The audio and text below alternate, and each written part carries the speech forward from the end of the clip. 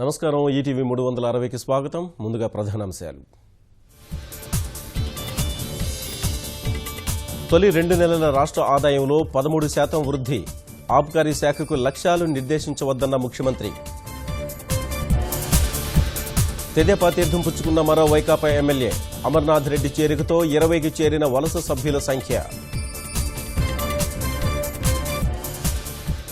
ముద్రగడకు మరోసారి ఫ్లూయిడ్స్ ఎక్కించిన వైద్యులు.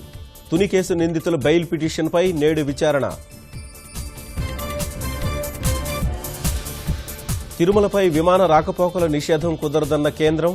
సేవల నిర్వహణ కష్టమవుతుందన్న పౌర విమానయాన శాఖ. వాడవాడలా జోరందుకుంటున్న హరిత యజ్ఞం. ఇవాళ అనంతపురంలో 3 లక్షల మొక్కలు నాటే కార్యక్రమం. తీర ప్రాంత భద్రతపై కేంద్రం డేగకన్ను. రాష్ట్రాలు అధిక ప్రాధాన్యమివ్వాలన్న రాజ్నాథ్ సింగ్.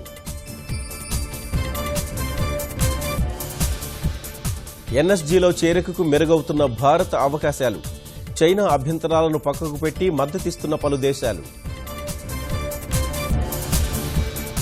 బ్రిటన్లో మహిళా ఎంపీ దారుణ హత్య. నియోజకవర్గ ప్రజలతో మాట్లాడుతుండగా దుండగుడి కాల్పులు.